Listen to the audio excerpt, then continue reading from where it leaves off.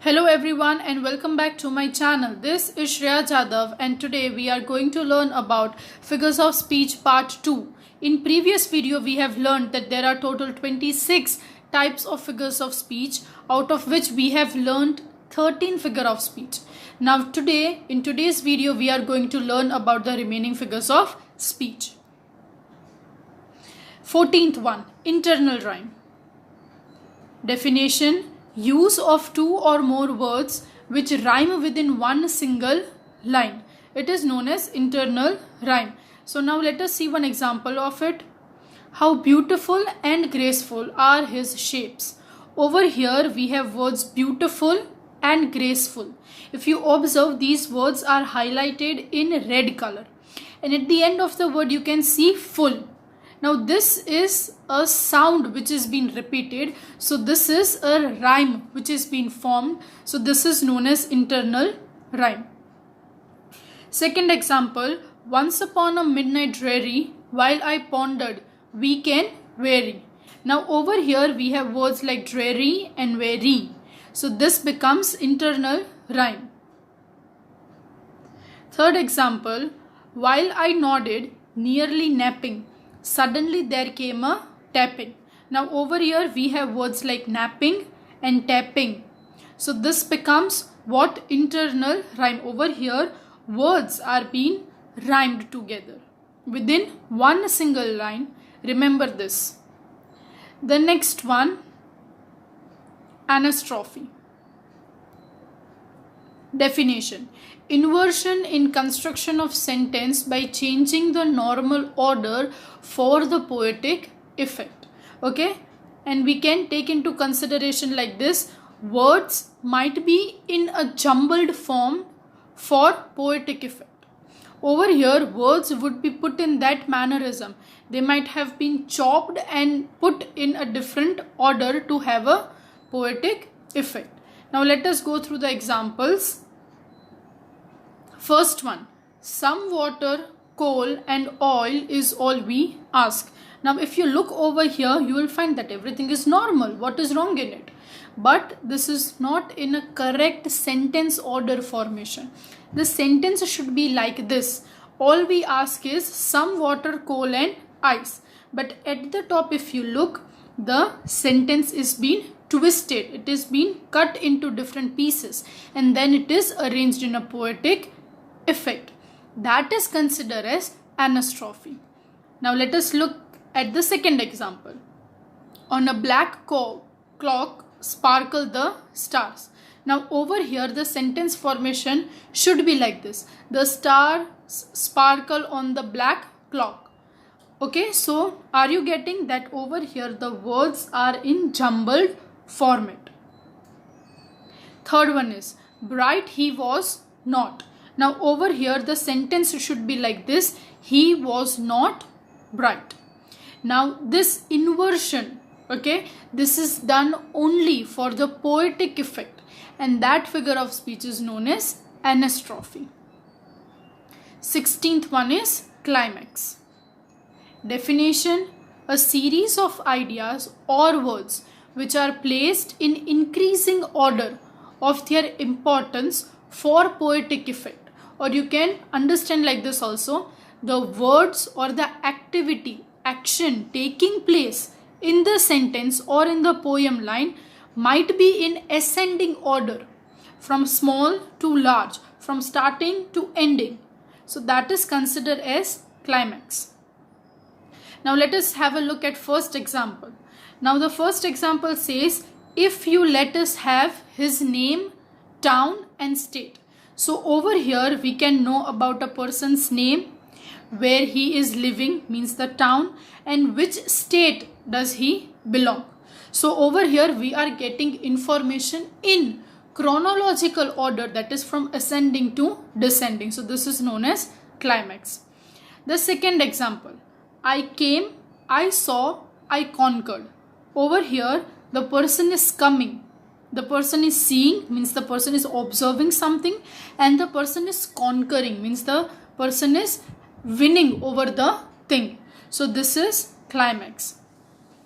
Third figure of speech is lost, faded, broken, dead within an hour. So over here we can consider like this, that the person might be lost. The person would not be having any sort of clue. The person might be broken, and because of this effect the person is dying at the end. So this is a normal procedure which takes place in an ascending order. So this is known as climax. 17th one is anticlimax.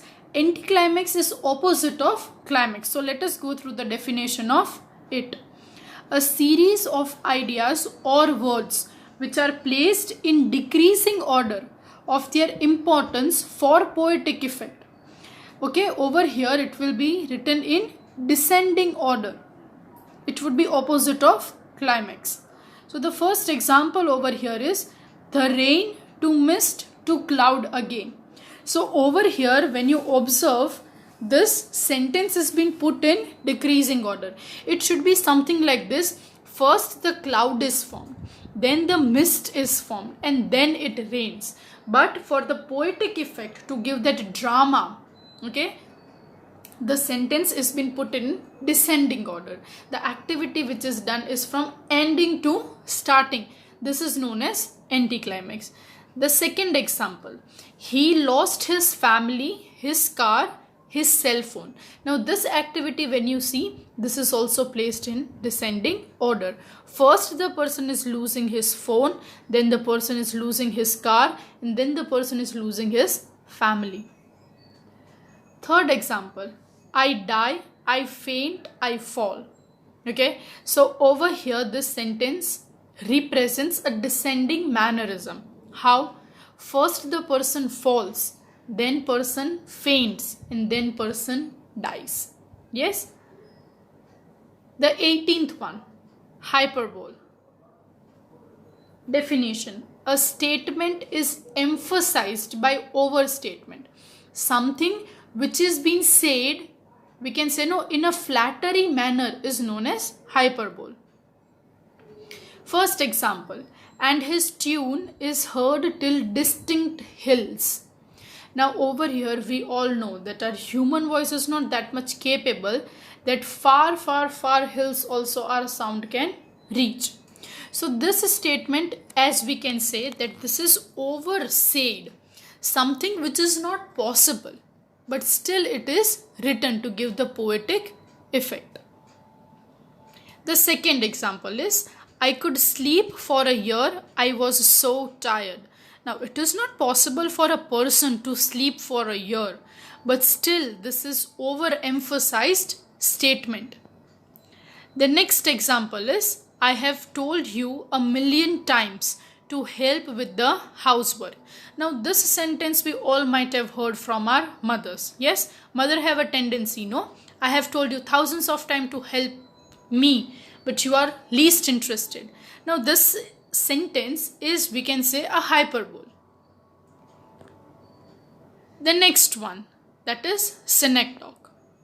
The definition is, a part stands for a whole or a whole stands for a part, for a poetic effect. Now please learn well. This is really important to understand. Over here, human body or any non-living object's parts are taken into consideration.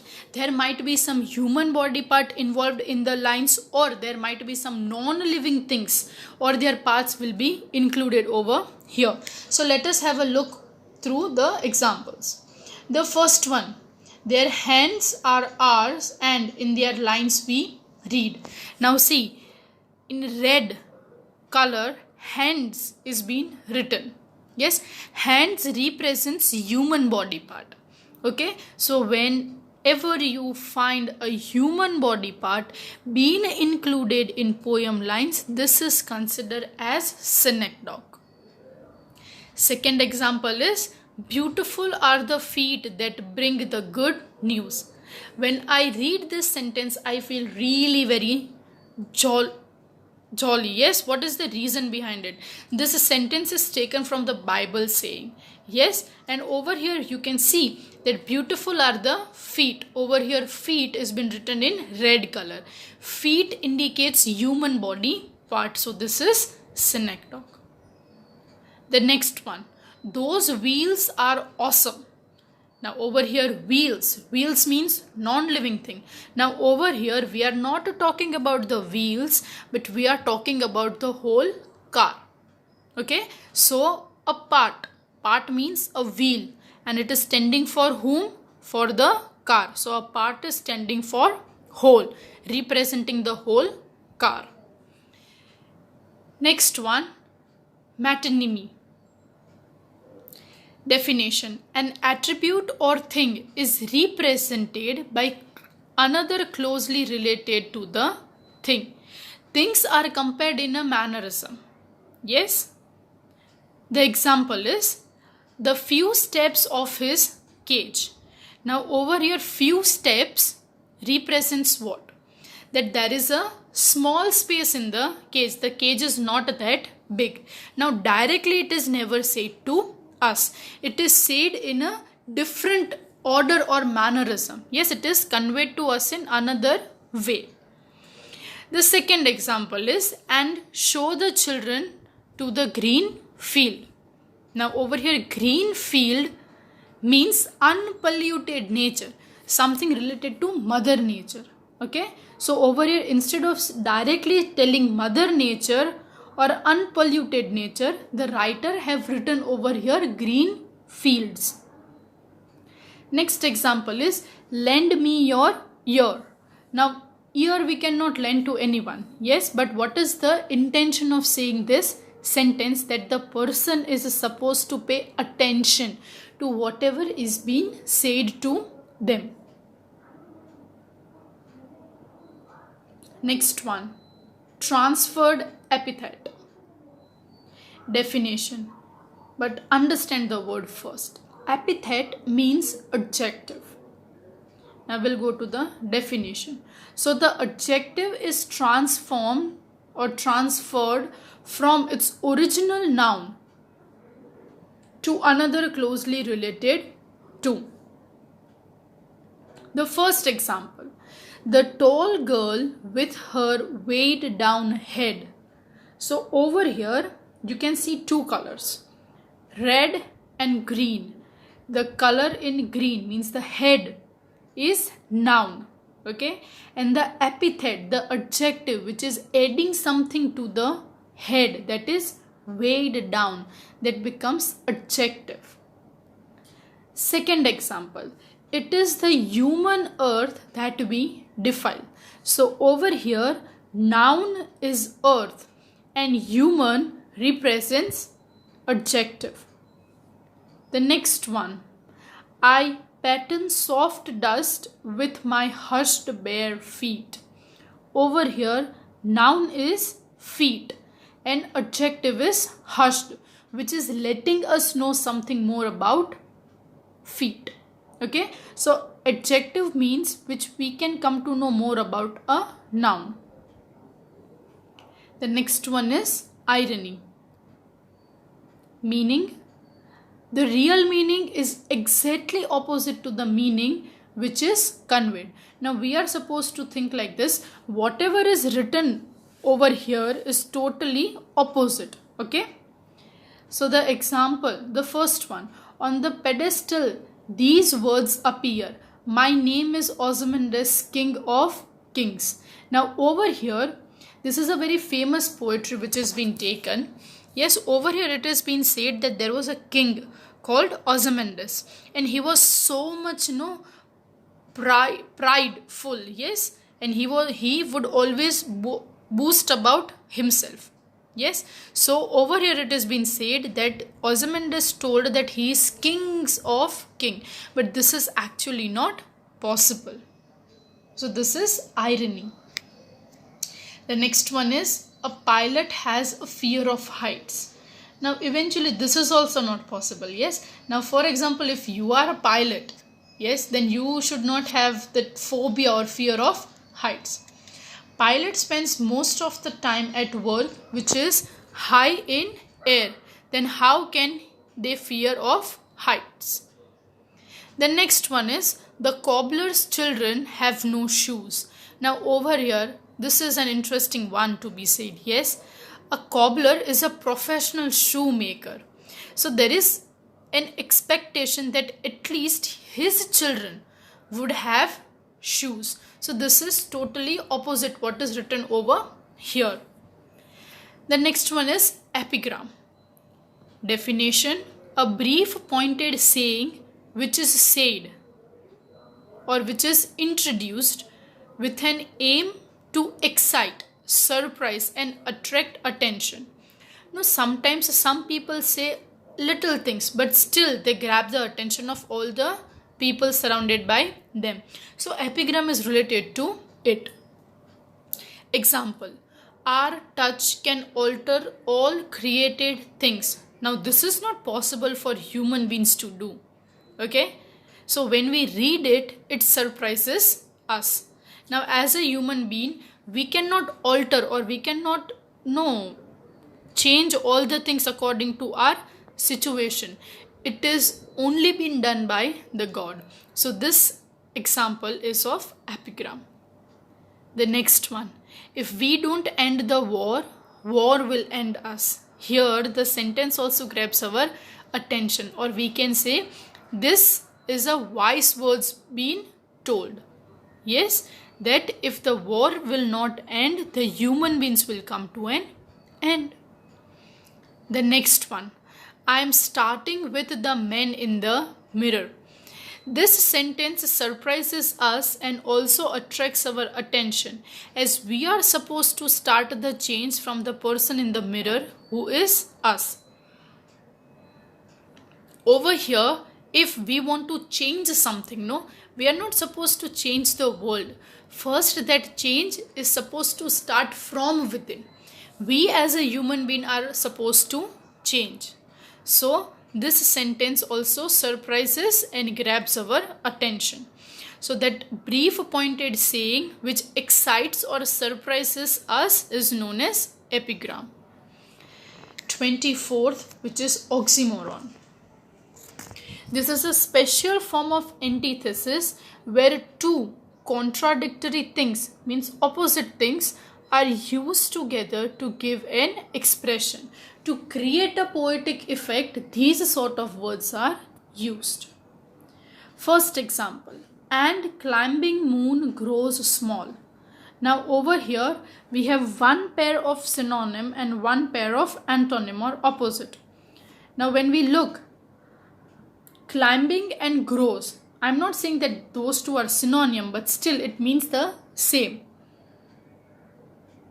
Grows and small, this means opposite, and climbing and small also means opposite. So over here it is a special sort of opposite words which are being used together. The next one: or if sometimes when roaming around, a noble wild beast greets you.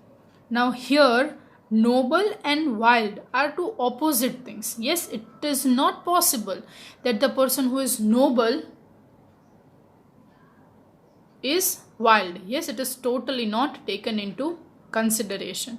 But still, if these two words are used together and it gives us an expression, it tells us about something.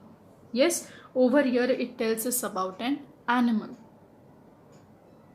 Next one is all the politicians agreed to disagree. Now over here this is a special sort of words. Yes, agreed, that everyone agreed to what? To disagree the thing. Now over here it is not possible that once we have agreed we would refuse. Yes, so this is a special kind of antithesis, oxymoron. The next one is paradox. Meaning, a self-contradictory sentence which has some hidden truth behind it. Okay, the words which are written might be really very good to read, but if you read it more consciously, you will come to know that there is something or there is some other meaning behind it. First example, a caged bird stands on the grave of dreams. Now over here, cage becomes the grave for bird, because now as the bird is inside the cage, the bird cannot fly. Now what is the dream of the bird? Birds always dream to fly. Now that thing will never happen. So he is standing on his grave.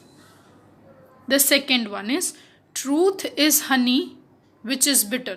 No, truth is good when we are supposed to say, but it is difficult to listen when we are at fault. Okay, now if for example, if some person have done something wrong, automatically it would be easy for us to judge them that okay, you are wrong over here.